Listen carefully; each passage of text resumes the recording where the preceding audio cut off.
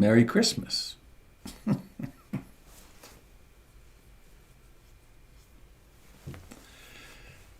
What does that mean? Well, one thing it means could be this. Oh, that was incidentally Eva Cassidy singing the Over the Rainbow song. There have been a lot. I closed the page now, but I think it's 25 million views of that on YouTube. Jim, your ears are up. Are you saying there's not enough sound? You can unmute. Hang on. Turning that off.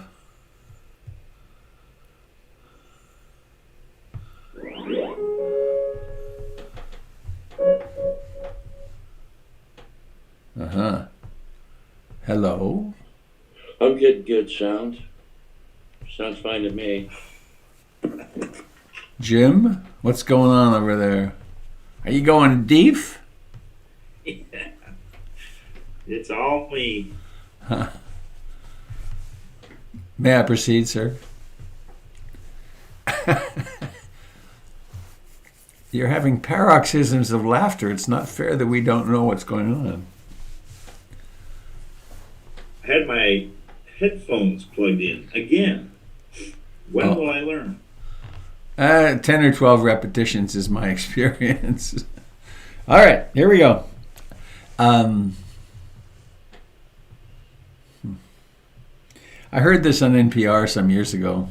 It might have been 2008 during the crash of that time. And I found it, and I forget who. It was one of the NPR personalities that read it. So it goes like this.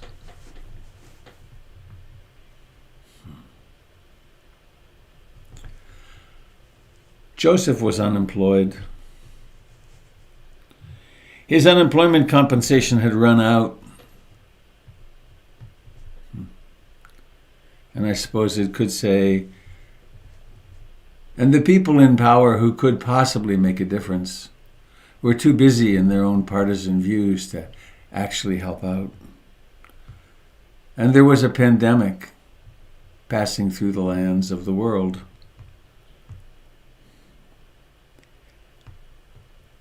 His unemployment compensation had run out. Joseph was a carpenter, but the only work going on in his neighborhood was boarding up storefronts.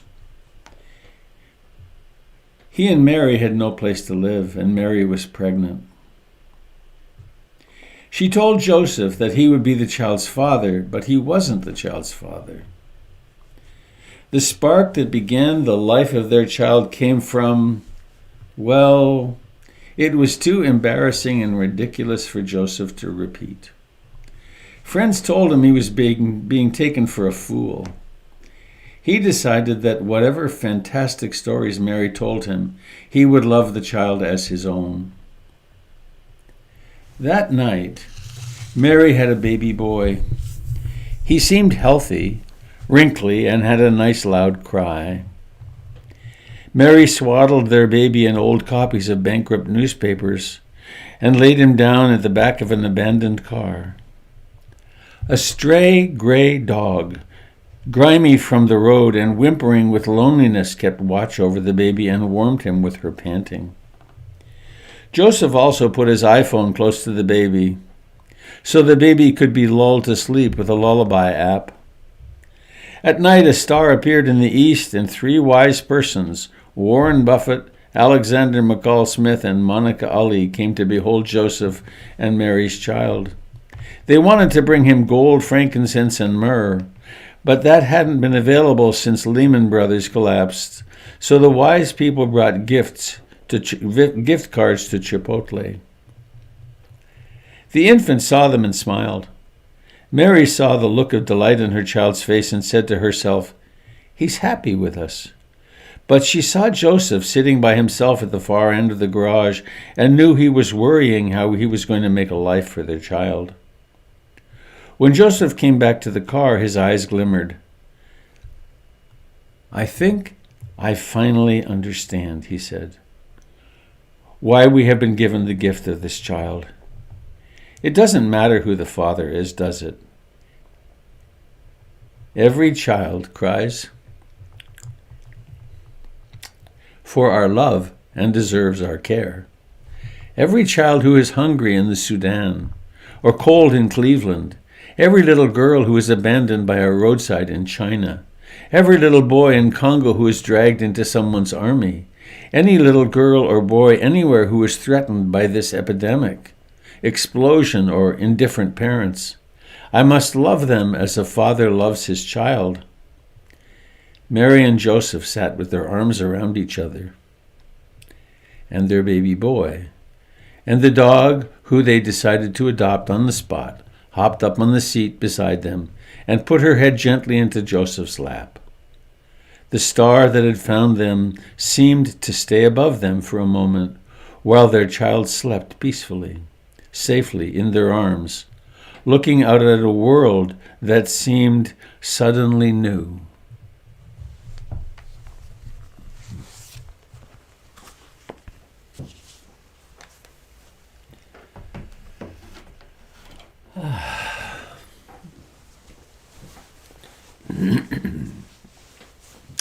I had a marvelous birthday yesterday. Thank you to those of you that sent greetings and had a small family gathering with our, what do we call it, our bubble. And I also made a Costco run and then went down under the Morrison Bridge, the east side of the Morrison Bridge, and visited that collection of squalid tents. And I met about 20 people, mostly men, one woman. At least, well, more than half, when they poked their heads out of their tents, were clearly mentally ill human beings by appearance and by behavior. And I've known it's bad out there, but it's really bad. Can you imagine it's just bizarre to me with all the wealth, that exists in this country. We have in Portland, Oregon, people who are really hungry. Quite something. Certainly points out the need to train ourselves in love, compassion, generosity, because of course everything goes back to greed, hatred, and ignorance as causes of suffering. So let's do what we do in the mornings. Let's remind ourselves of where we can take refuge. Where might we take refuge?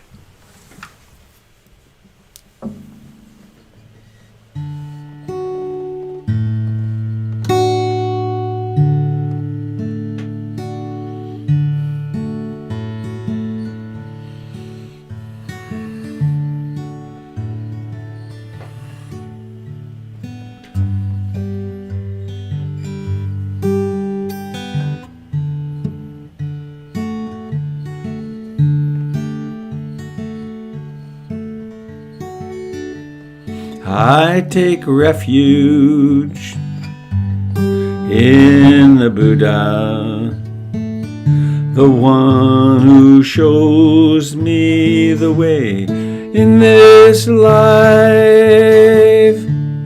Namo Buddhaya, Namo Buddhaya, Namo Buddhaya.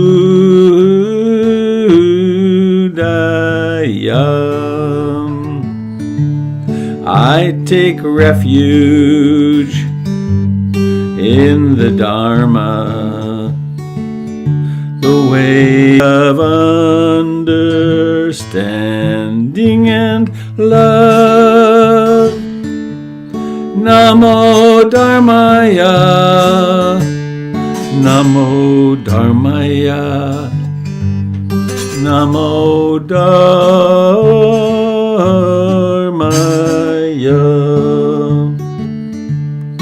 I take refuge in the Sangha, the community of mindful harmony.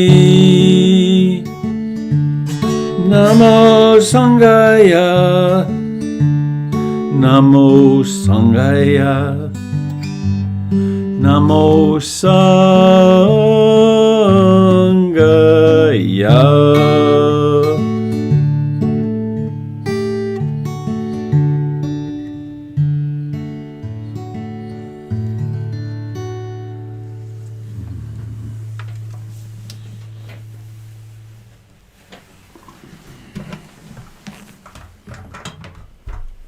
So,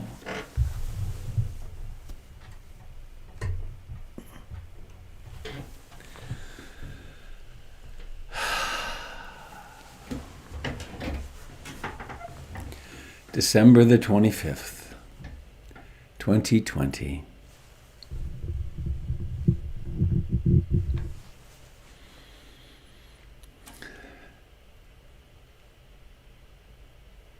And from another way of looking at it,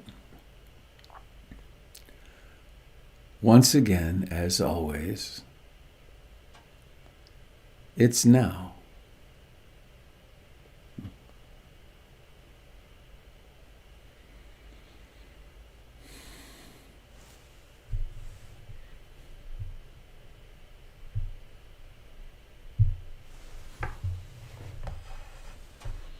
It's now, and the body sits here.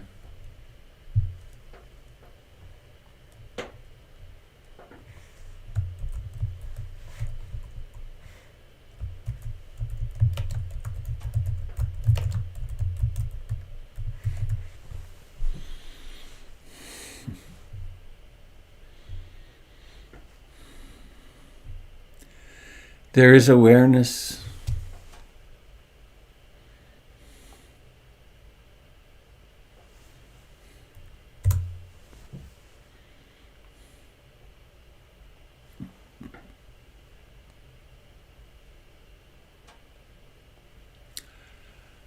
There is the coming and going, that familiar coming and going of the breath.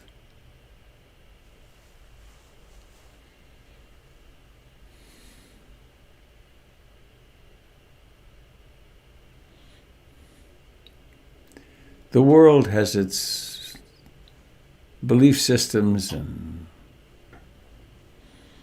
celebrations and stories that come down through the millennia. So for some people, today is Christmas. A fine reminder of the birth that can take place in our hearts, if we're willing.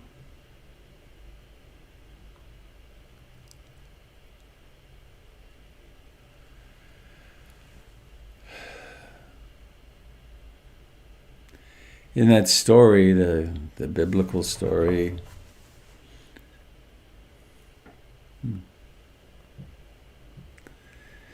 in the Annunciation, when the angel comes and says to Mary, the angel comes and sort of asks, are you willing? Are you willing to allow a birth from within you which will utterly transform your life?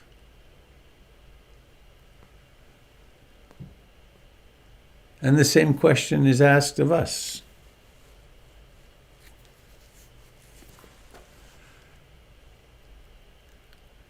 And so we gather together.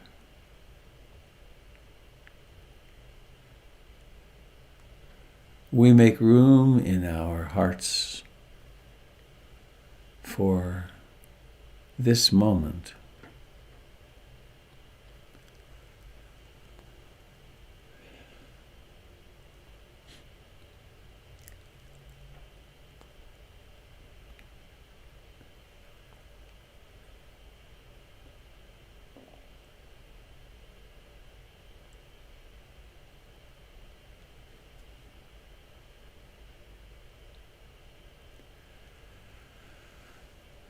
And what is it that we find in this moment? Is there a mood coloring consciousness?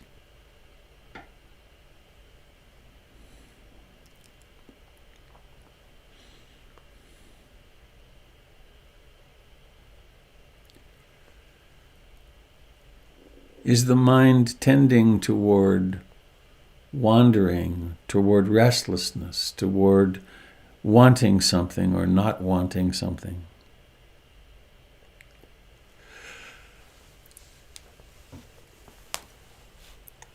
Toward sloth and torpor, dullness, toward doubt.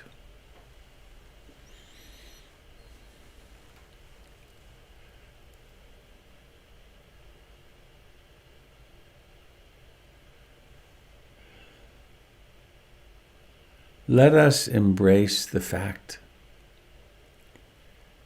that we have an earth suit.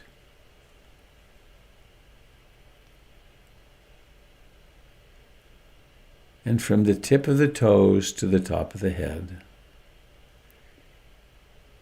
everywhere in between that awareness touches, there's this mysterious field of life and sensations.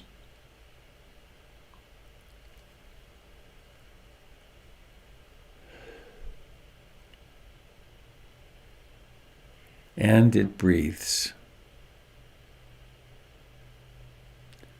all by itself.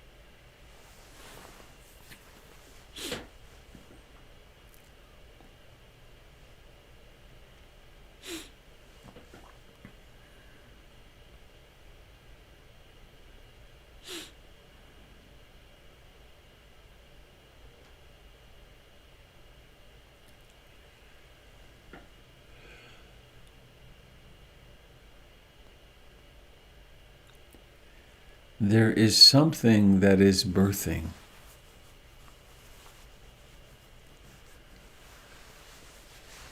Within us.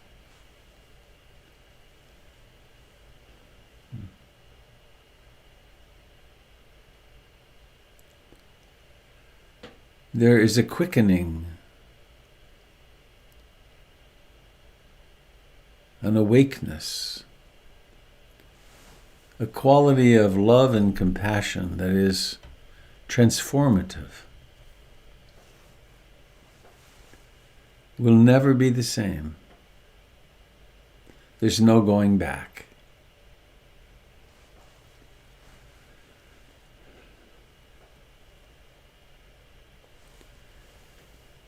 As Nyanaponika Thera wrote, he's one of the great writers of the last century.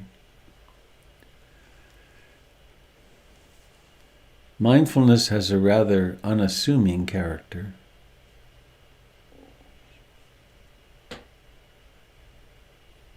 It's not as bright as things like concentration,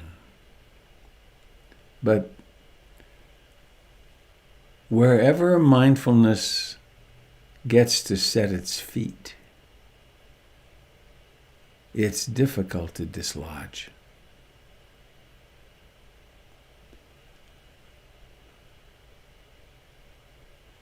And so we do this simple, deceptively simple practice.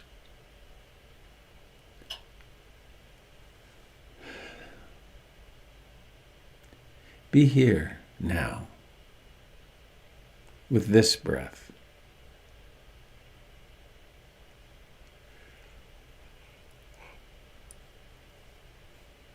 Your personality will reveal itself.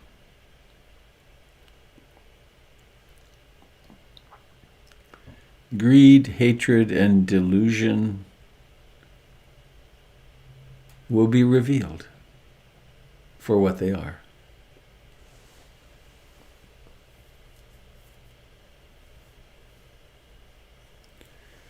Wisdom, love, and compassion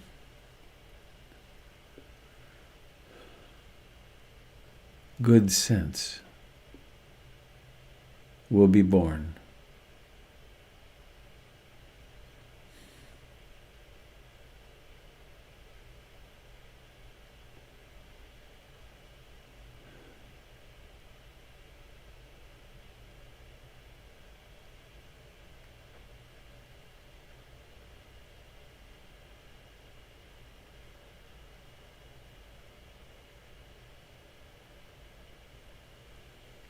One breath at a time, awakening from one wandering mind at a time.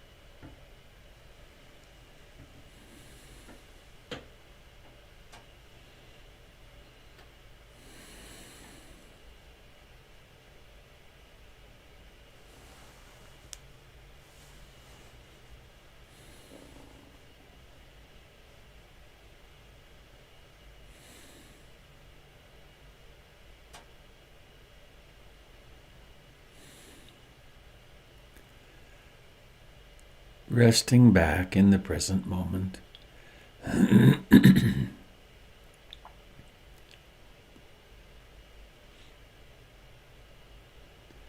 And acknowledging how waking up in those middle of a wandering mind is natural. It's what happens, this new birth that's taking place.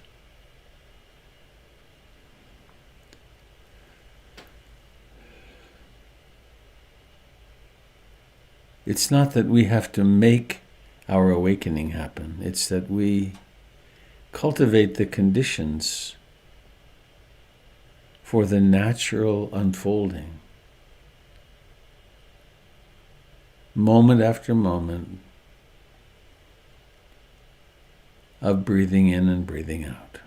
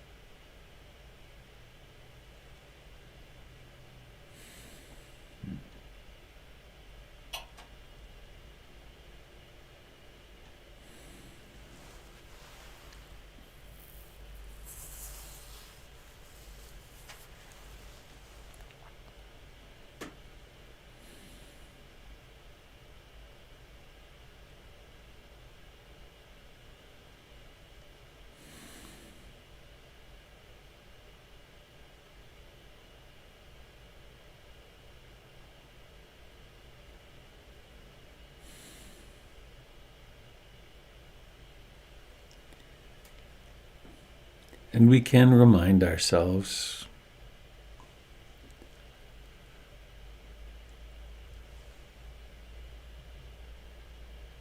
the foundation, the underpinning of our practice is love.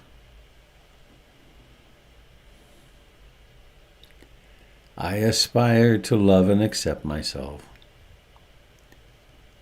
exactly as I am in this moment.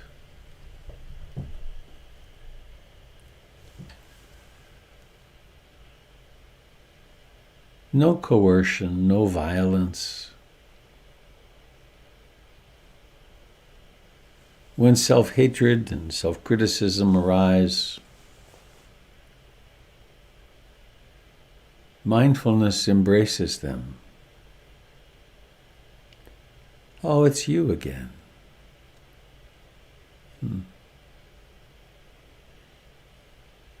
And we watch the arising and passing away of all experiences.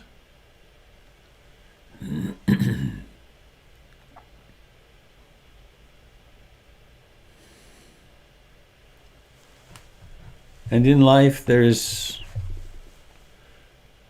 much dukkha,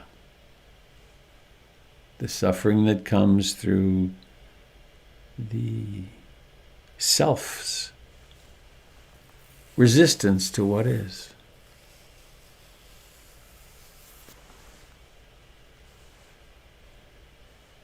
So when I'm hurting, to remind ourselves of compassion. When you're hurting, no matter how you're hurting,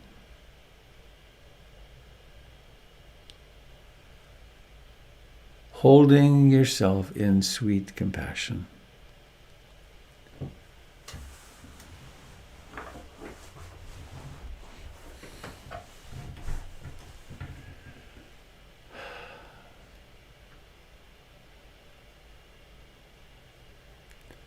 Just like we would hold a hurting small child.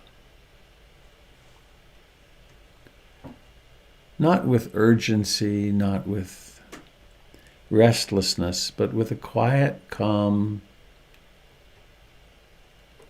I can see you're hurting. I'm right here.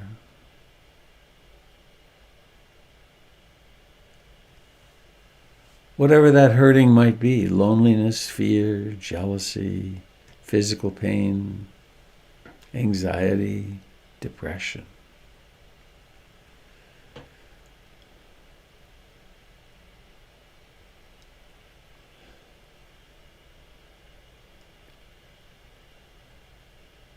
We wrap the arms and heart of compassion around all the pain and suffering in our lives.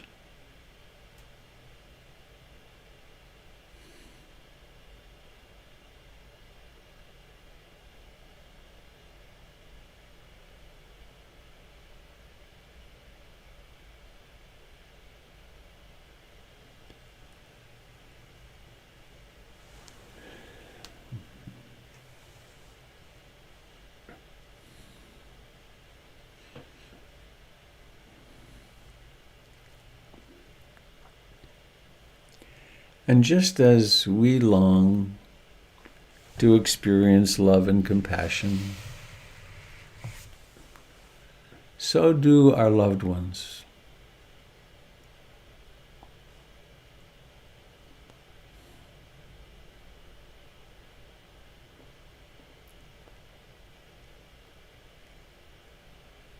Please think of a loved one. Someone it's easy to love. Wish them well on this morning. May they be happy. May they be free from identification with all forms of suffering.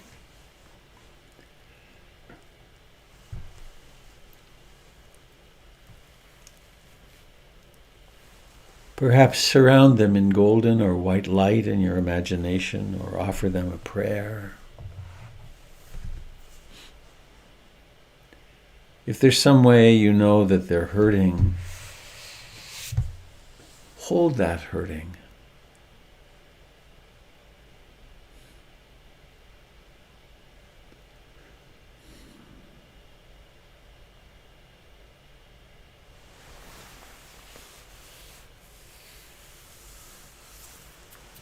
And moving on now to a friend,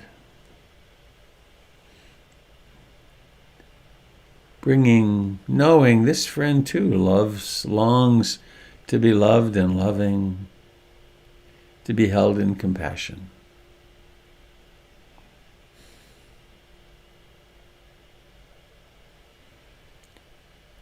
We could simply, on the in-breath, invoke, I love you, with your name at the end.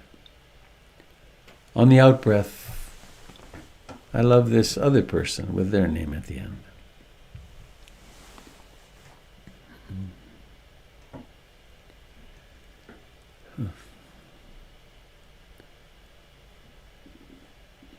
And please now let us call to the altar of our hearts all those people sleeping in tents in the cement of our cities.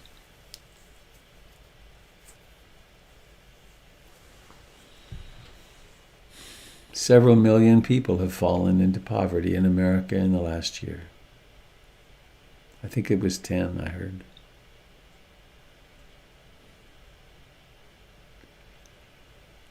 What do they really want? Of course they want shelter, and they want food, safety, and they want to be loved. They want to be seen as real human beings,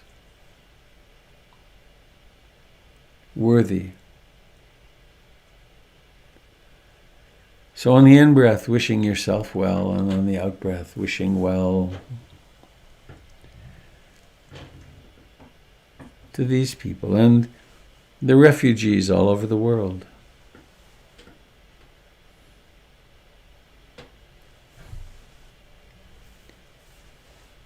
There are more refugees now than there were at the end of World War II.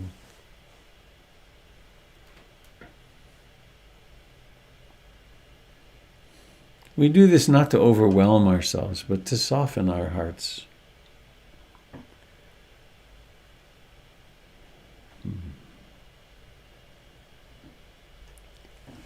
And let's now include in our exhalation all the leaders, all the people in positions of power and responsibility.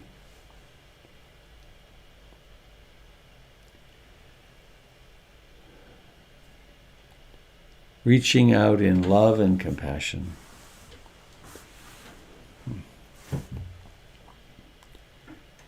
May their hearts be tenderized and open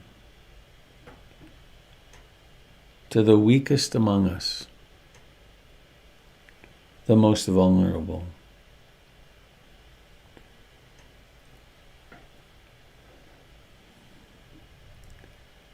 And now let us extend this, our deepest heart wishes, to all beings.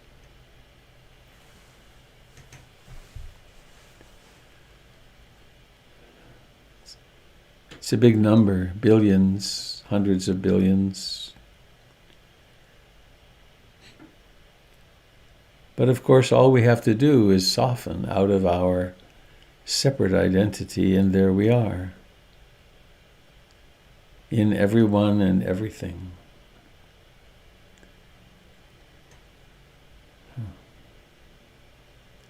May all beings everywhere share in the merits of our practice. May all beings know happiness and the causes of happiness. May all beings be liberated.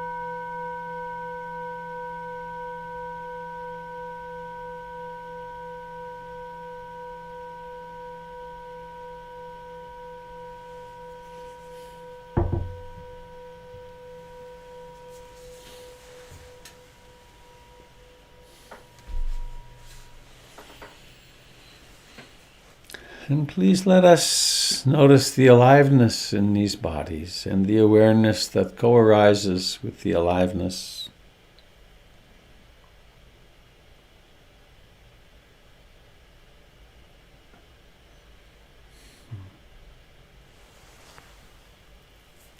And seeing one another.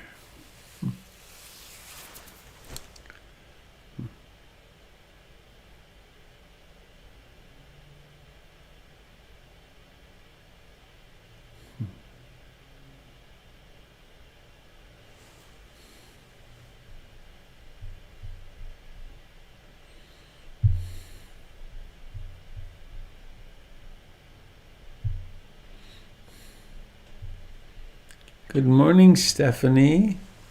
Are you in Doha?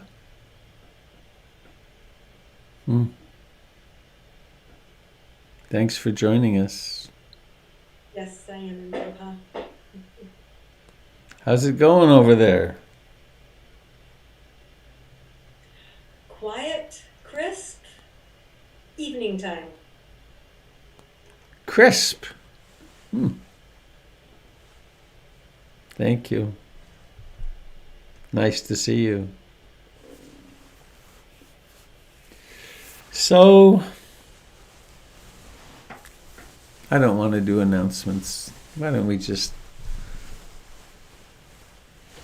open up, and anyone who wants to share something, please do.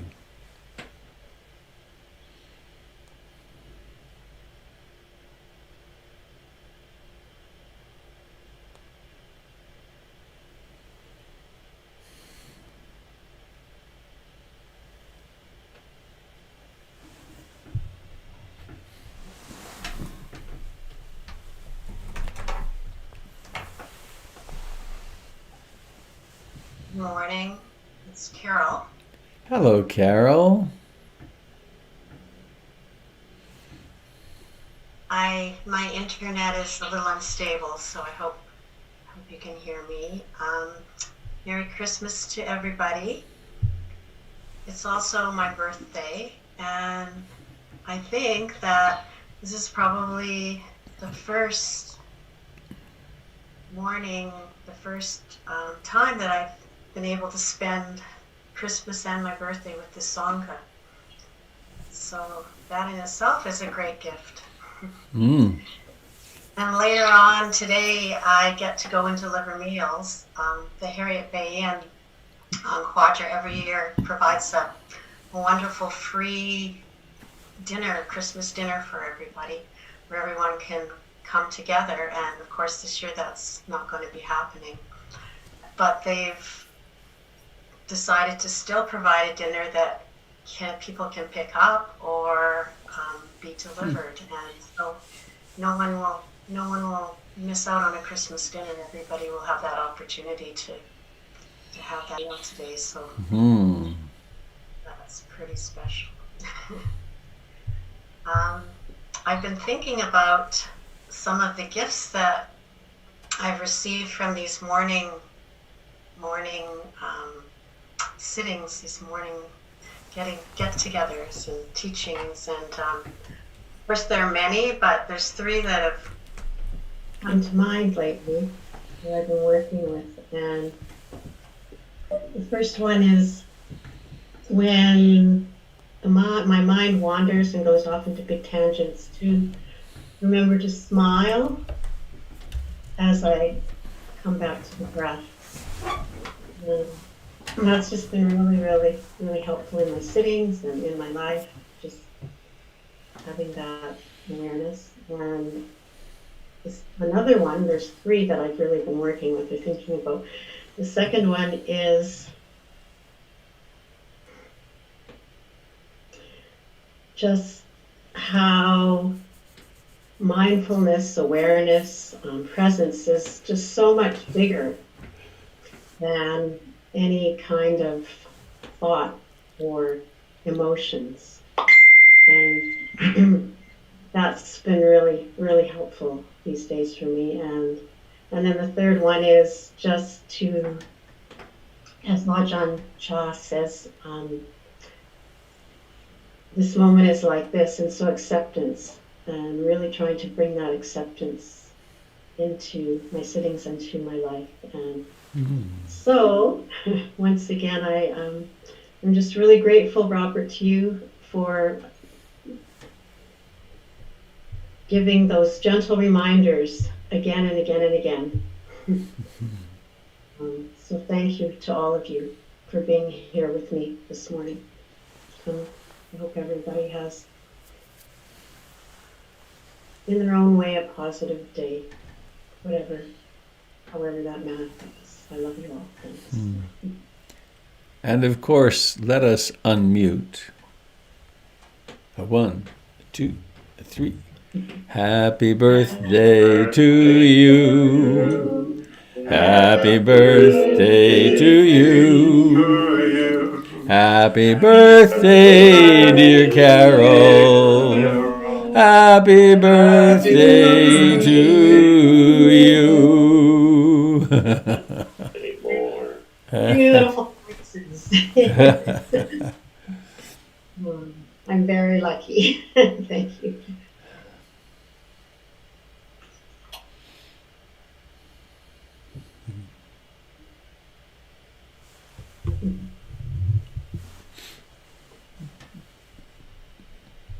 And for all your smiling faces.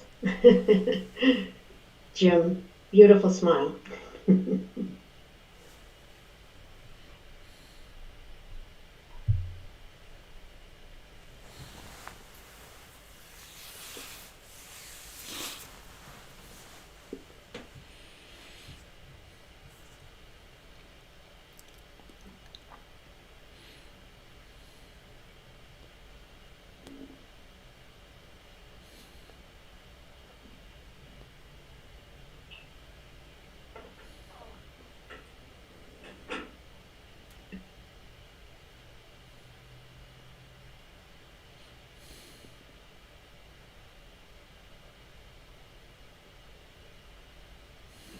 Hey Robert, it's John Hello, John. in Sangha.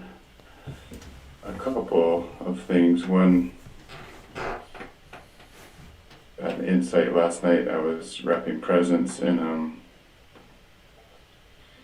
it seemed to me like mindfulness is like wrapping paper. It takes something and really looks at it and wraps it. It kind of makes it somehow sacred.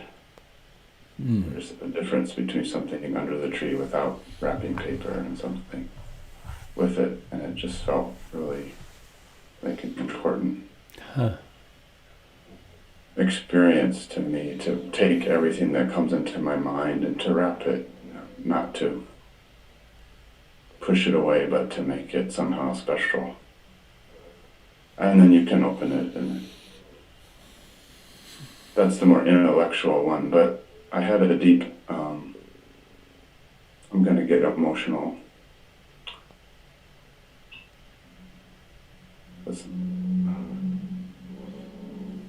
Late last night, meeting a very young part of myself that had always wanted to really matter and feel important. And I think the message I want everybody to know today is that you do matter so much. And those homeless people matter. And there was a real sense that this part of me mattered. But also the grief of not being met very early in life is so painful. And I just wanted everybody to know that you do deeply matter. We're so unique and so special. And thank you for being here and for receiving that. Yay, thank you, John. And I'm just realizing the more I do this that you can't do this alone. We're so interdependent, and this has been a lesson of this time.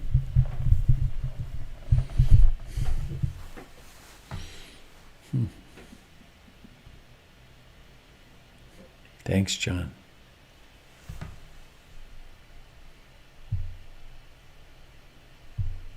Good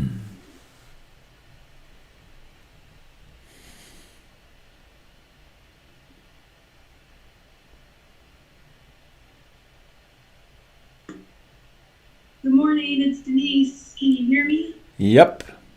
Okay. Yesterday, Robert, I had asked you about some stages of decay, and instead of learning about stages of decay, yesterday and this morning now I have a calf. I ended up with a calf. So we had a really cold calf in the field, and so I spent Christmas Eve night nursing a tiny calf. And it was just so many opportunities to reflect on, life and beginnings and ends and tiny babies.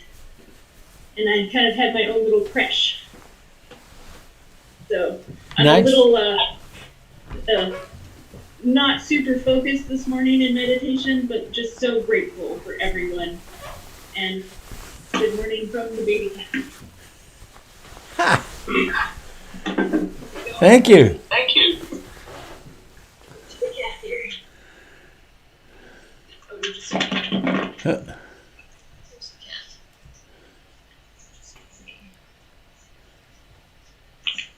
cat. it's a baby calf. Like a. I got a cat.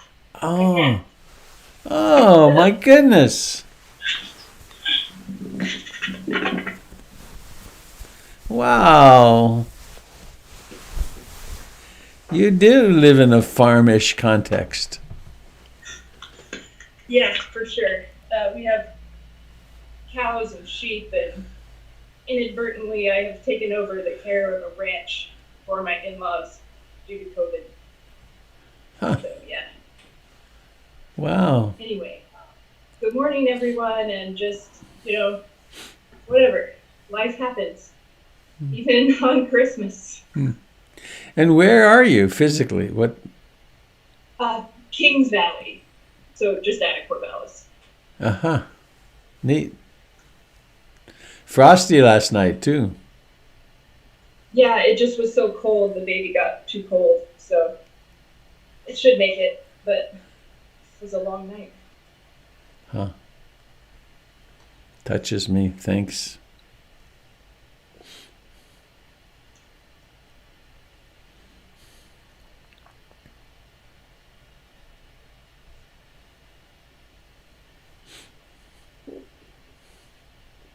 It's interesting to me how one hears what one expects. And I was certain you were talking about a cat, a C-A-T, cat. But, of course, it could be a calf. Why not? Huh.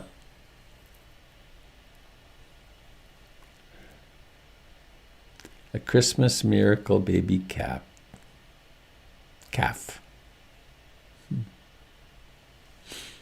Oh, there we are. Huh.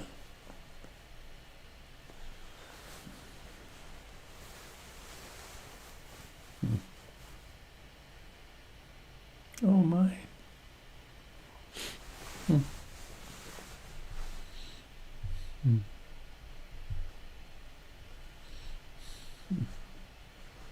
Robert, Jim. good morning. Good morning. Sangha. The face of that calf reminds me of a period of my life when I was on a ranch, and it wasn't on Christmas, but we had several all-night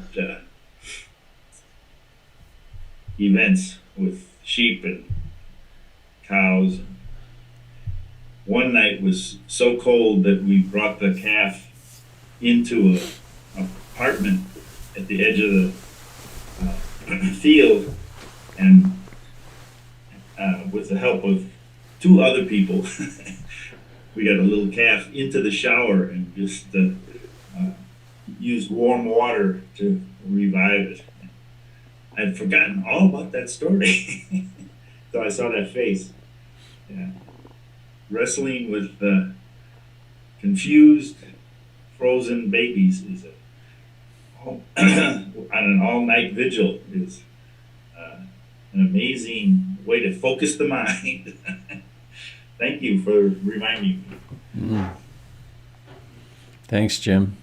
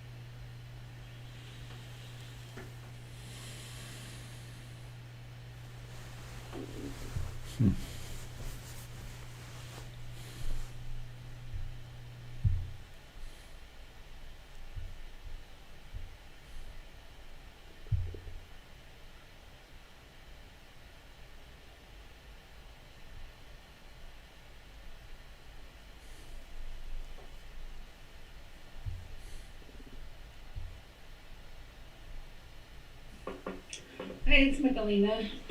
Good morning, Michelina.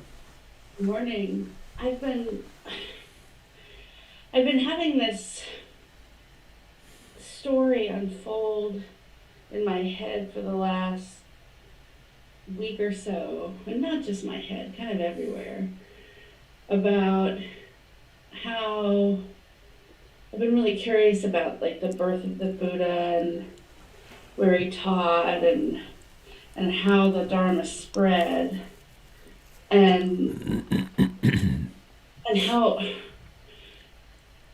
like it, the Dharma spread north to Tibet and it spread east to China and Japan and kind of south and east to Thailand and Burma and it seems like maybe like Hinduism kind of stayed in southern India. And I started thinking, well, what about West? Like, what happened? Like, surely the Dharma spread west. And I've been hanging out with this like Christian mystic lady for the last several weeks, and she's a client of mine. And all of a sudden, I was like, oh, Jesus was a Dharma teacher, and it did not work out so well for him.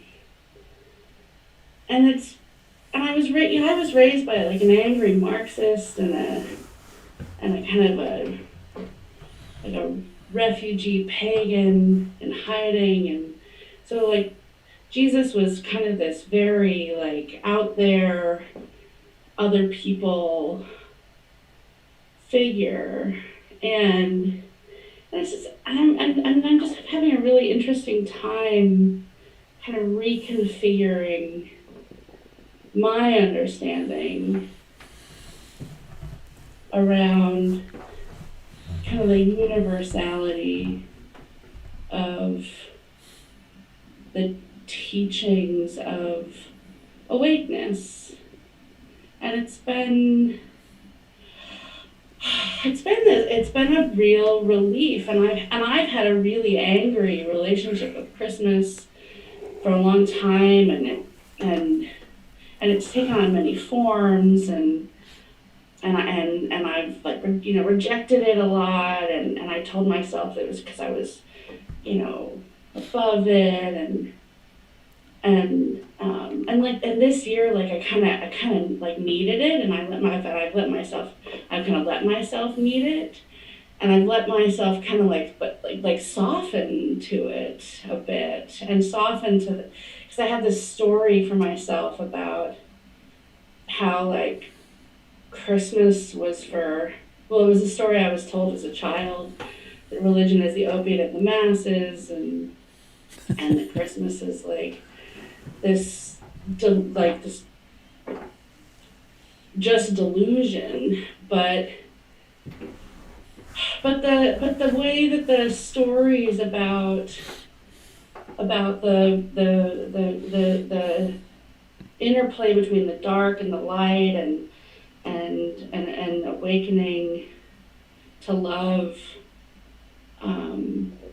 like that's in me for the first time, and I'm really grateful for it. And I keep thinking about my grandmother, Mary, who like snuck me to her church when I was a kid to just like show me. And we stood in the dark, empty church. And like there was this like agreement that I wasn't supposed to tell my father. And I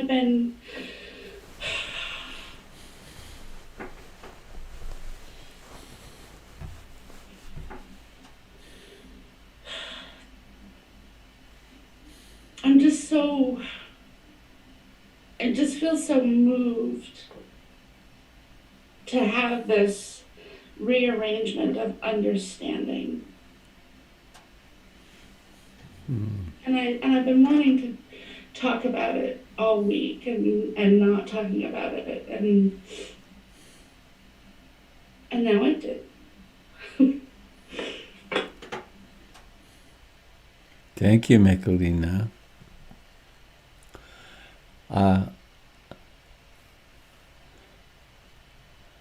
After we end today, I'm going to look and see if I can find it on not Facebook, on YouTube.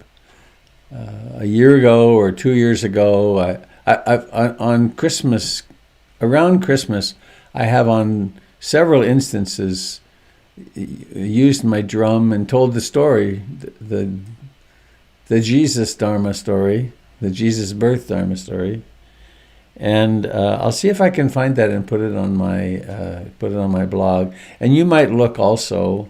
I think there's also an audio version. There used to be an audio version on portlandinsight.org, and you can search the audio on there. There's a search function.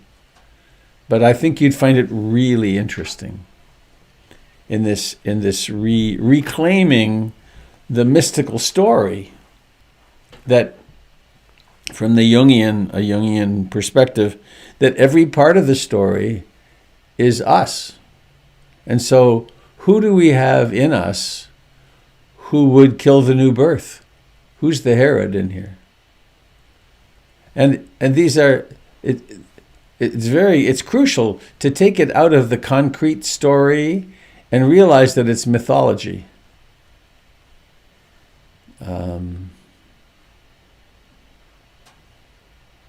As I remember now, the Romans kept very thorough records.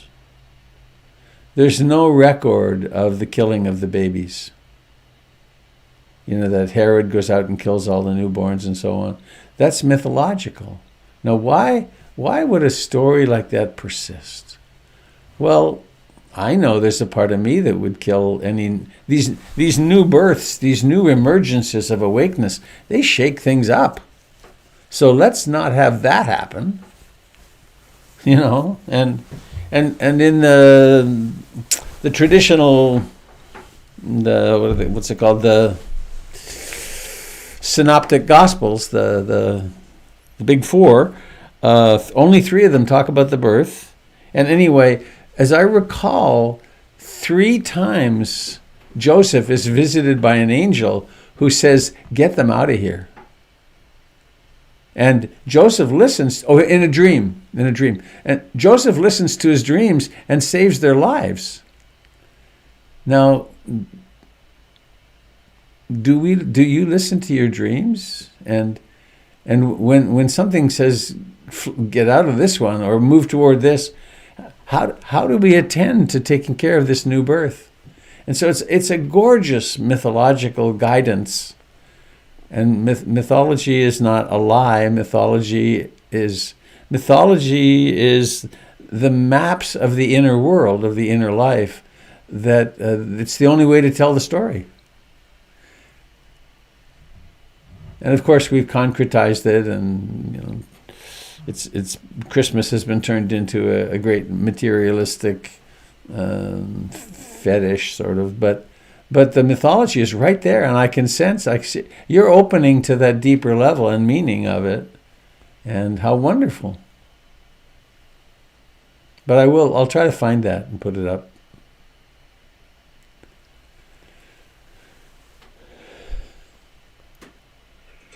Robert, I hear someone. it's Joan. Hello, Joe. Oh, there you are. Hi. How are you? It's interesting. As a Jew, I've always felt rather invisible on today and just sort of said, stay away from all this activity. And last night, I listened to Jack Kornfeld and Trudy Goodman do a Christmas Eve celebration, and it's available still on YouTube. It was quite lovely. And they both are Jewish. Yeah. And one of the things that Trudy said was that she has accepted this birth of Jesus as sort of all of ours birth. It's sort of a miracle of our birth, and coming into understanding more that we're part of the human race. And that helped me so much. And so by coming this morning, I feel I'm now part of this whole holiday. I wish all of you a very Merry Christmas, and I'm enjoying just being part of it. So thank you so much. Yay.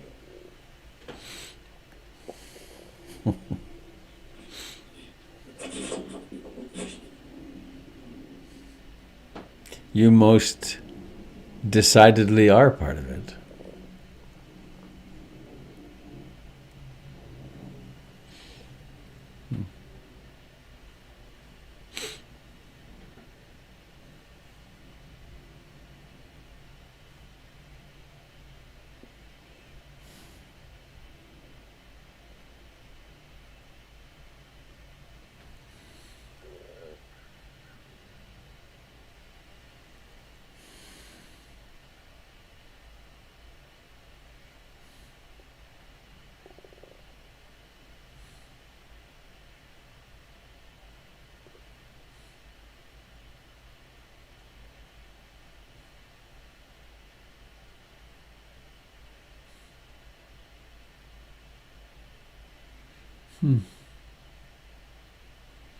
I'm watching Denise feed a baby calf.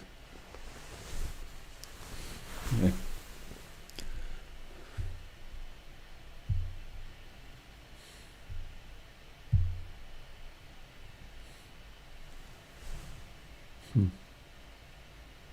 Oh my goodness.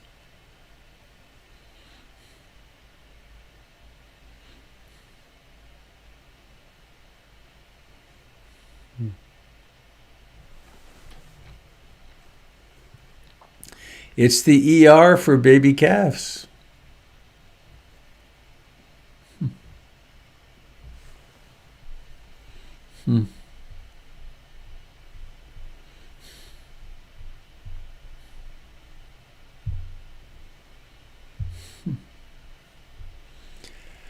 Wow, who would have thunk it, huh?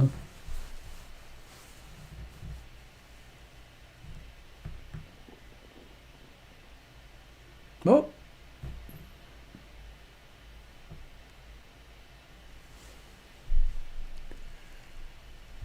We're so humongously vulnerable when we're born, aren't we? I mean, calves are much more autonomous than we are.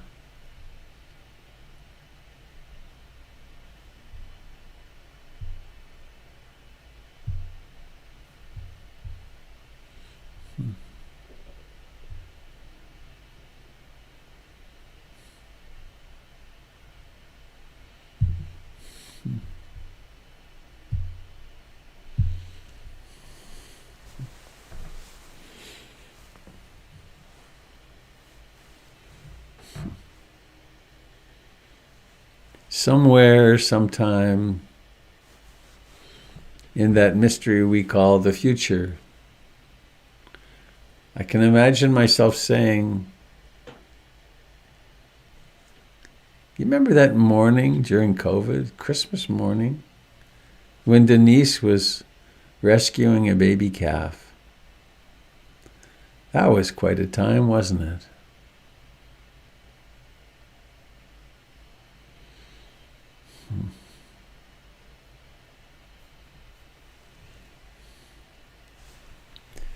This moment is the moment of life. This is it. I'm really grateful to be able to share it with you.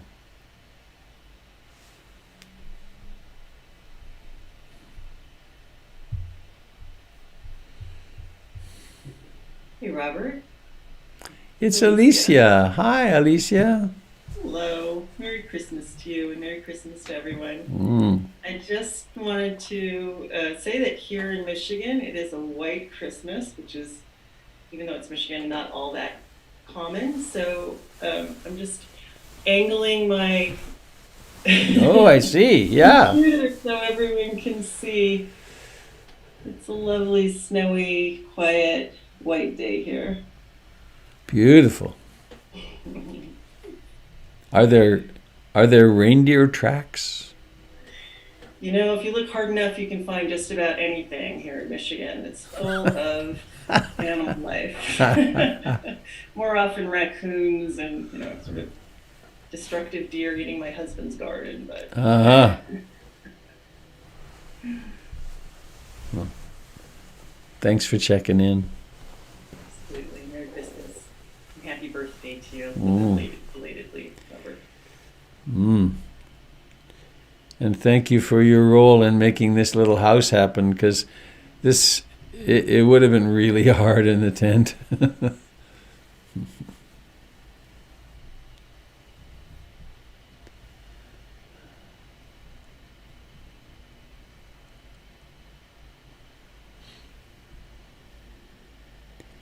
Well, shall we?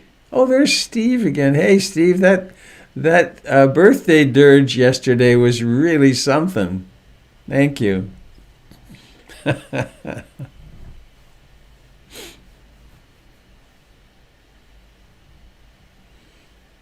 birthday dirge. Good morning, Robert. It's Jessica. Hi, Songa. Hello, Jessica. If it's not too forward, I just have felt so much love this morning, and it's so reassuring. It just reminds me that as much as I'd love to be able to hug people in person, I do feel just so much loving energy in the air, and I feel like now it's sending out to my family and friends, and it's just delightful.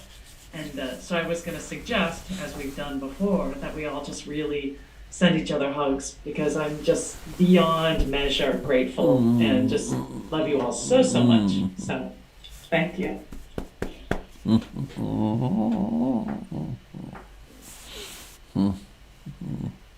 I could hug that calf too. Oh my goodness. I'm only imagining the lovely smell. I'm associating with a nice fresh smell. I don't know what the reality is, but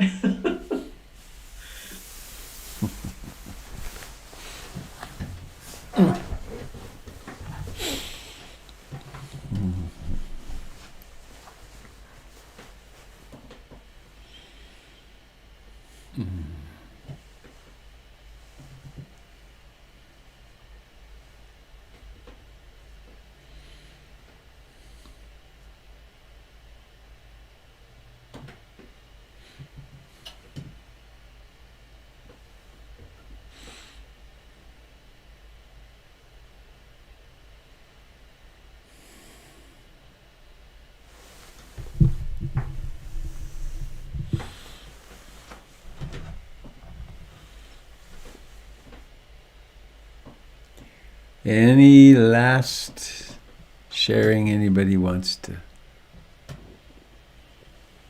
offer?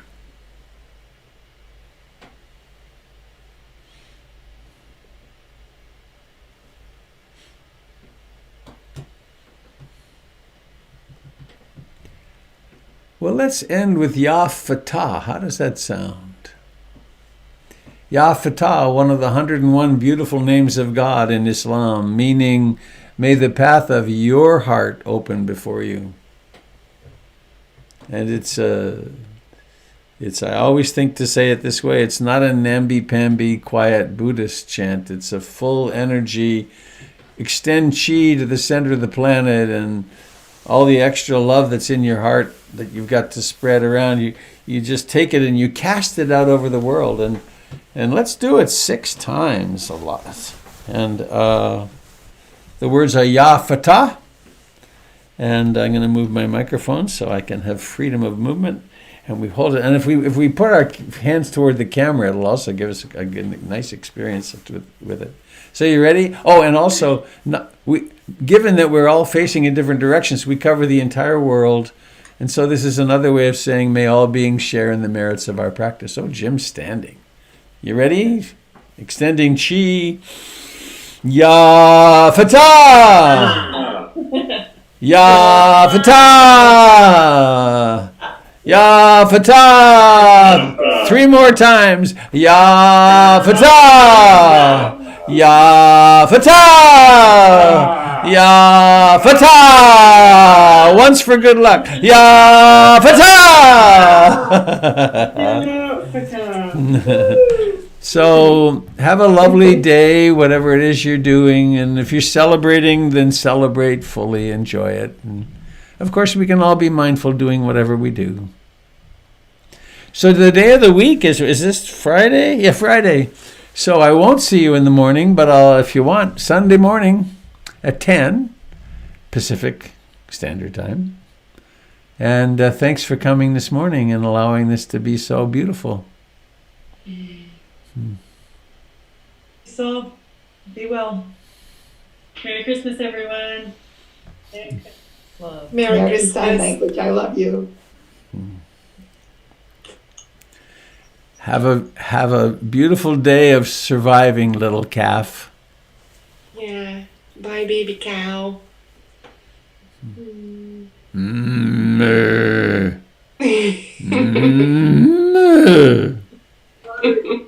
decided to name her. Her name is Eve Robert.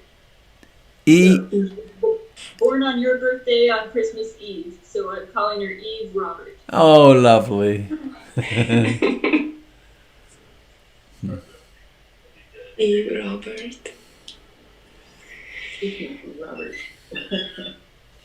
Goodbye, dear friends. Goodbye. Have a lovely day. Thank you all for being here. Was it? Goodbye, dear friends on Facebook and YouTube. Glad you were able to attend and everything worked today.